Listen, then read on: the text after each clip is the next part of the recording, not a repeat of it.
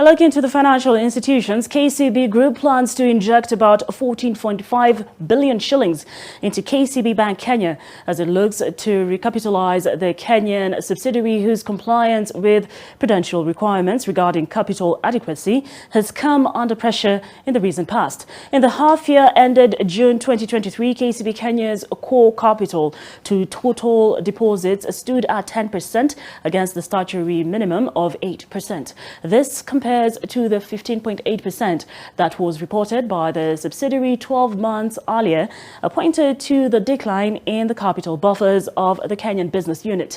The subsidiary's compliance with statutory minimums also came under pressure with regard to core capital to risk-weighted assets, which closed the 6 months ended June 2023 at 11.1% against the prescribed 10.5%. You would see that and attribute that to, the payment for TMB. That strained KCB Kenya, because remember, they had to pay it as dividends to Group for Group to pay for the acquisition of TMB. The first half of the year, you can see they've narrowed that gap.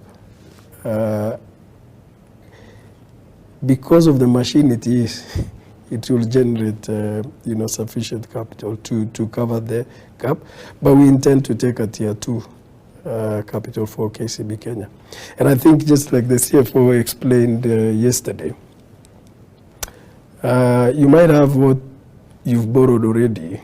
There's just probably left 20% of what you borrow that you can use as part of capital, right, Julian? So do you keep that, or do you retire that and get what can count at a higher value for capital? So the team is looking at that option.